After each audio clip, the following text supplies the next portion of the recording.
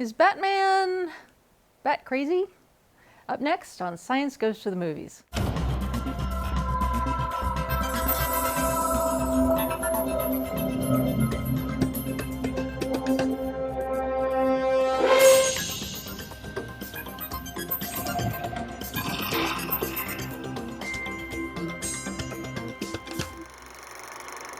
Welcome to Science Goes to the Movies, a look at the stories of science and how they change our culture. I'm Lisa Beth Kovetz. Dr. Robert S. Rosenberg is the clinical psychologist who wrote your college textbook, Abnormal Psychology. She's also the Uber editor of the Oxford University Press Superhero Series. Today, we're talking about her book, What's the Matter with Batman? Welcome to the show. Thanks for having me. In 2021, we're getting a brand new Batman when Robert Patterson dons the cape and cowl and heads out to save Gotham, bringing with him all the guilt and darkness that comes with being Bruce Wayne. So what's in that darkness? In her book, What's the Matter with Batman, Dr. Rosenberg compares Batman's behavior with the Diagnostic and Statistical Manual of Mental Disorders, the book that delineates guidelines for abnormal psychology. Dr. Rosenberg, I'm just asking for a friend. If you knew a guy who dressed up like a rodent, spent millions of dollars on a hobby, and had no real personal life, should you be worried about him?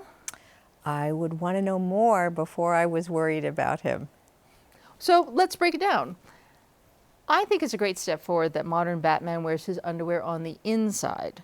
But still, if Batman was a man and Gotham City was real, would it be weird that he dresses like a bat? Excellent question. Yes and no. In New York, of course, it might not be weird at all if you see how people dress on the street. It's a costume. And if we had one firefighter wearing the firefighter costume, that would be weird, right? But it's because it's a uniform for everyone. So if superheroes all dress in costume and the villains dress in costume, all of a sudden it's not so weird. It's a variant of an individual variation of a uniform. Batman is smart like Tony Stark, and he's rich like Tony Stark, but unlike Iron Man, he never seems to have a good time. Batman is always only focused on his work. Would you, as a therapist, be concerned about that? You asked two different things. Let me answer them separately. So one is about he doesn't have a good time, and I would argue that he does have a good time, it just looks different. That a good time for Tony Stark is different than a good time for Batman. Batman gets pleasure, if we want to frame it that way, from apprehending criminals, from figuring out in advance, preventing something from happening, from saving someone. That's a good time. That's a good time for Batman. That's a good time for Batman is kind of doing good. It's quiet. He's not a laugh out loud kind of person, but that's the range of human nature, right? Not everybody is a party hardy kind of person. Right. Is it of concern that he spends so much of his time and energy in pursuit of his mission? Well, let me, phrase the question a little differently. Someone who's a thoracic surgeon and has spent 12 to 15 years training and spends most of his or her time at a hospital, saving patients, being on call, having to cut short, their personal life. Is that a problem? Someone who's an Olympic level skater, who's given up many things in order to pursue their goal. Is that a problem? No. Everything has benefits and costs. And so it's very clear what the benefit is. It's incredibly meaningful and powerful to him. And one of the things we know from research in the workplace is meaningful work is an amazing protector against burnout. And so he has incredibly meaningful work. Right. Is it a problem? We'd have to really zoom out and say, well, what's the downside of this? Is he unhappy? Is his life maladaptive in other ways? Well, he's heavily injured, heavily and frequently injured. I like Batman. I'm okay with Batman, but devil's advocate, His body is taking incredible trauma. He has no friends except Alfred. I'll take issue with that one too. Go ahead. So he has love interests, we know. So it's not as if he has no personal life. Well, there are many incarnations of Batman, but in some of them he's part of the Justice League. So he has a cohort of friends with whom he does activities together. In some versions of Batman, he has sidekicks. Mm-hmm. And so he has and Alfred right there, and so he has family. And in his capacity as Bruce Wayne in Wayne Enterprises, he has colleagues and employees with whom he's close. So I'm, it depends on which version of Batman you look at and what slice of that. Yeah. But there are many people who, that's kind of the life they have. It's not that different, and it's rich enough for him. He doesn't view it as problematic, and he's not, in fact, isolated. He's not really totally isolated. You talked about his getting physically injured a lot. Is it a problem that someone chooses to be a football player? In this day and age, when we know all about what happens with head trauma, sort of repeated head trauma in the ways that it can really screw someone up for life, how is it different in the way that you're talking about? I don't think it's different, but I think it's a very complicated choice, and I think you're first starting to see the very first football players walk away before they get really injured. Football players have physically, football players are very similar to superheroes, and they, for the first time, are saying no thank you, and I think that that's a huge change in our society. Right, I totally agree. My point was simply Batman is not unique in his being willing to step into the line of fire, and even knowing that it has a physical toll. Same thing for firefighters. It's different kinds of injuries, but there are many first responders who go above and beyond and are willing to do the opposite of what our brains tell us, and they run into danger, basically to help us. And that's remarkable. It's an amazing gift. It is. To give people. Is it also that Batman's life is more fulfilling than Bruce Wayne's? So all of us have alter egos. Okay, so there's me, however I think of myself. There's me as a mother. There's me as a psychologist. There's me as a guest being interviewed on this show. There's me as a spouse. We all have different parts of ourselves. So it's not as if they're radically different. And so when he's Bruce Wayne, when he's wearing a suit, he's the same person, just like I'm the same person when I'm seeing clients, when I'm, with my kids. I have different facets of myself that come forward, but I'm the same person. And it's the same thing. He's the same person. When he's wearing his three-piece suit, sometimes it's in the service of Batman, right? He's trying to get some information. He's sort of undercover, if you will. Sometimes he's running Wayne Enterprises, and that's ultimately in the service of Batman and society doing good, and because it gives him the money to do what he needs to do. So it's they're different parts of the same whole. Most superheroes have secret identities of necessity, but the Dark Knight is one of the few that refers to Bruce Wayne, his other self, in the third person to himself within his own comic thought bubbles. Would that worry you about Batman? No. Nothing by itself that you've mentioned would worry me. It's, again, you have to look at the totality and what the context is. So sometimes when people get married and change their name, they may talk about their new married name in the third person, right? Or when someone gets their doctoral degree, like, Dr. Rosenberg, because that's not me yet, right? It's a sort of change in identity. So the fact that he's calling out, this is this other alter ego, this other part of him, that he dons a suit, sort of he passes, if you will, but his core identity is as the Batman. And so that's a healthy way to view your secret identity. What is It could be. It could be. Could be. Which I think we can all understand. I mean, I will tell you that I feel that the girl on camera is different than the girl who will edit this, and we're the same person. Where does it become unhealthy? What should friends of Batman look out for if his behavior suddenly changed?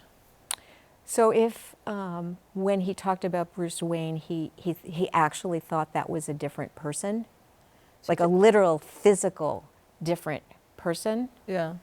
that would certainly be a concern. Dissociative identity disorder used to be called multiple personality disorder. It's a controversial diagnosis.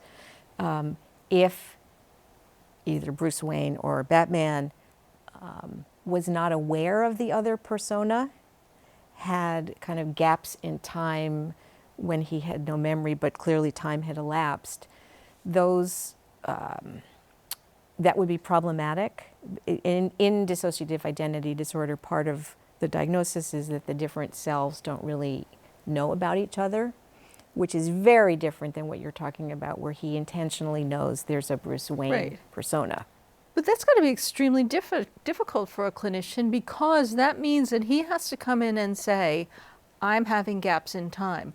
Whereas all these other normal elements of behavior could lead to something. How do you dig? How does a clinician dig? So for this disorder, for this particular disorder, dissociative identity disorder, sometimes the digging can create downstream problems, because it in a way sort of suggests new symptoms. I mean, that's part of why it's controversial.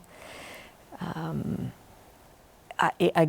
That's part of what the training is for, is how to ask patients and clients questions without leading the witness, if you will. I mean, and similarly, we know that there are ways that you should ask witnesses to crimes questions without leading them. We now, from a lot of research in psychology now, right? We really know how it should be done, and that's part of what training is for.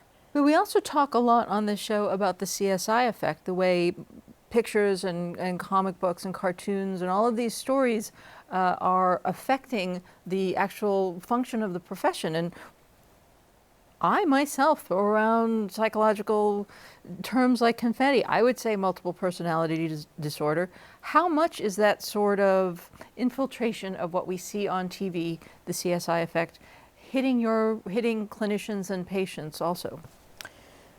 That's a great question. I think that it partly comes down to psychiatry and not psychology. So I think it's about 20 years ago, maybe 30 years ago, the laws changed and pharmaceutical companies were allowed to market directly to consumers. In the past, they weren't allowed to. Oh, yeah. And so there's a school of thought that in marketing to consumers, it's basically creating demand, which of course benefits pharmaceutical companies.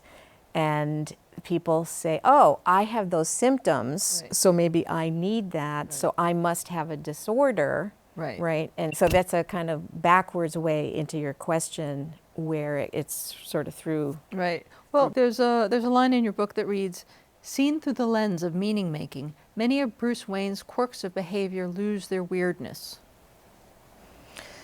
Right. So dressing up like a bat is weird. Right? So having minimal social life. So we can go through all the things we've talked about. Right. And each one in isolation is weird. I'm not going to say that it's pathological, but it's quirky. It's unusual.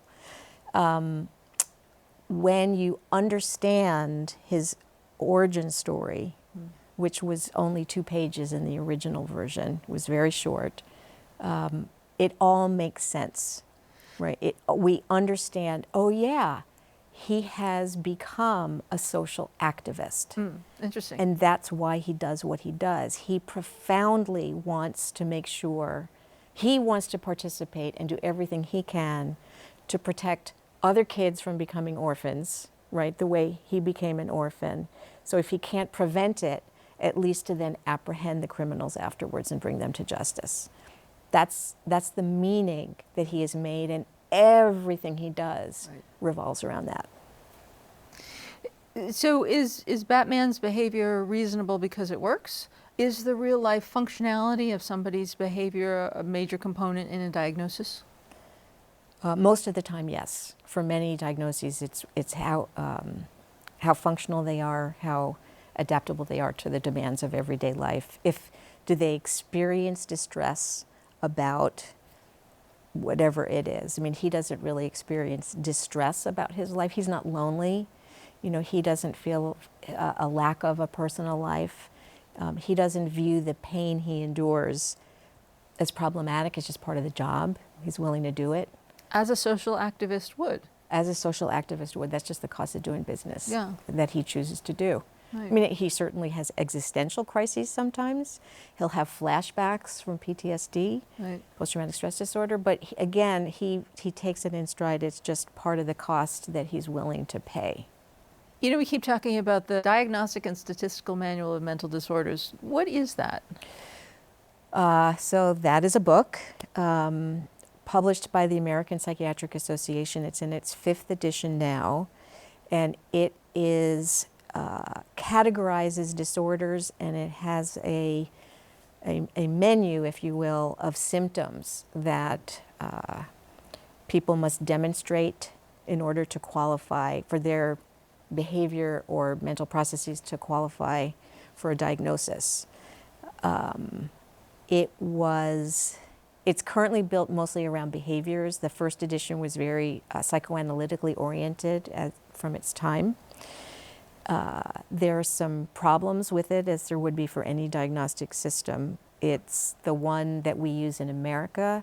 It tends not to be the one that's used internationally. There's another manual, the international classification system that's used in other countries, and may in the end be what we turn to. But in order, again, comes back to money, which is for when people have a health benefit, in order for services to be paid for, people have to have a diagnosis. And for a mental illness, right, for a mental disorder, it has to be something from the DSM, the That is an DSM-5. extremely modern complication. Yes. So it's you can understand from a health benefit perspective, insurance companies' perspective, in the same way they don't pay for cosmetic surgery. Right. Their perspective, and I'm not defending it, I'm just saying their perspective is, if you don't have a diagnosable mental disorder, why should we pay for it? And so that's why you have to have a diagnosis in DSM-5. And unfortunately, even then, not all diagnoses are paid for, and they have limited treatment options. Well, that's a whole other issue. It's not a Batman problem. No, it's not a Batman problem. He can get therapy whenever he wants. Let's talk about plot armor. The Batman was born in Gotham City in May 1939 in Detective Comics number 27 to co-writers Bob Kane and Bill Finger. In that first story, The Case of the Chemical Syndicate, we learn that Bruce Wayne is Batman, but not why. 6 issues later, Finger and Kane spend 2 pages describing the tragic murder of Thomas and Martha Wayne, but it isn't until 1987 in Frank Miller's graphic novel Batman Year One that we're given some idea of how that event turned Bruce Wayne into Batman. And now every superhero has a deep and complex reason for being what they are. Has something changed about us as readers, as moviegoers, that we now demand to know an awful lot about our heroes? Yes, I think, again, we're psychologically sophisticated, and being a superhero is such a sacrifice that we really want to know why. Why would someone do this? Why would someone have less of a personal life, be willing to be physically kind of beat up? Why would they become a social activist in this way? The story of their transformation is very powerful. I mean, we know in our world all the time we talk about storytelling and the power of storytelling. And so the origin story, the transformational story is, we want to know. It is powerful. And we see ourselves in it, or at least someone we know. I mean, like, we just want to understand, why would they do that? And so, yeah, we kind of, it's unsatisfying not to know. Right. Do you think it's also that we want to be them? We want to be the heroes, so we want to see what parts of their lives line up with ours? I agree. I think that's absolutely there. I've interviewed people at comic conventions when I've walked the halls of the exhibit area, and Batman actually comes up a lot, where people feel really inspired by him. People have said to me, you know, they look at his story, and if he can survive that, it gives them hope for their own lives. Yeah. I mean, that's really powerful, right? To be able to say, wow, compared to what he went through, my struggles are manageable, and I can dedicate myself in some way to finding the silver lining in my experiences. The 1989 film Batman gave us tidbits of young Master Wayne's tragedy, and the 2005 Christopher Nolan film Batman Begins, we learn how terrifying it is to become Batman. And we love him for it. And we want to be part of all the anxiety and fear and horror of trying to live a decent life in the misery of Gotham City. He's here. Who? The Batman. How can we love that big pot of terrifying crazy that is Batman? You know, I think that there are several pieces of the appeal of Batman. One is, it's the dark side, right? It's sort of that little bit of Darth Vader. You know, he's not the bright, shining knight that Superman is, or the sort of cute, funny Spider-Man. You know, there's a darkness there. Yeah. There's a real sort of sadness and struggle. Most of us can resonate with some of that. So there's an appeal. He's an underdog in a certain way. I think we like underdogs. Americans, at least, seem to like underdogs. There is that amazement at his personal sacrifice to make meaning of his life, and people do, that's real. I mean, again, that personal sacrifice to make meaning out of really bad experience, that is absolutely real, and we stand in awe of those people, and they are inspirational about when you've been dealt a really sucky deck, right? How to turn, you know, how to make lemonade out of lemons. Right. There is something fascinating and inspiring about that. Yeah, yeah. Who's your favorite superhero? So it's contextual. I have different favorite superheroes for different things, but as a psychologist, the superhero that I like the best is actually a version of Green Arrow that was, it's Green Arrow Year One. It's a comic book character written by Andy Diggle.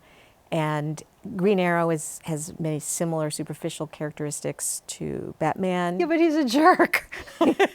He does. He's a jerk. He's a jerk. So his parents were wealthy. He's a ne'er-do-well.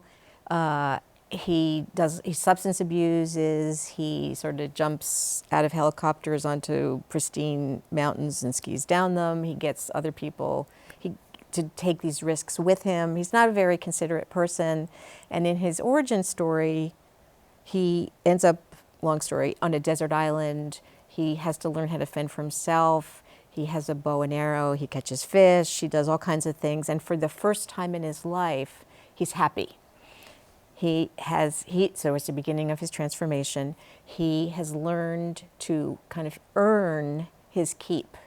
And he really enjoys that, right? Because everything was given to him because he was wealthy before. Then on this mysterious island, it turns out there's some, nefarious goings on, and he meets this young woman who's in trouble, and he helps her. And in doing that, he feels really good. It's the first time in his life that he has really tried to help someone. So the reason that I like Green Arrow is because it's literally the very same characteristics that led him into trouble before the island that create meaning and purpose in his life after the island when he comes back home and is Green Arrow and is a superhero, because he has certain characteristics such as novelty seeking. He likes really highly stimulating activities. That's what the substance abuse comes from, that skiing downhill in these pristine mountains. And now that same characteristic is driving him to run into the face of danger, right, on behalf of other people. And these are behaviors, again, that's a silver lining, the meaning making he can feel really good about. He's quenching a thirst that he had, that he was sort of meeting that thirst with alcohol, if we want to use a metaphor, and now it's with Gatorade. Or with helping. Or with help. I mean, he's doing some same characteristic, different context. And is that the meat and the bones of psychotherapy? Sometimes, yes. I mean, a good psychotherapy can really help people figure out who they are, their strengths and vulnerabilities, and help them channel those in a way that suits them well, right? That makes meaning of who they are and gives them a path forward that is an opportunity to feel good about themselves. Dr. Rosenberg, thank you so much. We're out of time. It's been such a pleasure to talk to you. Thank you very much. It's been really helpful and illuminating. I'll send you my bill.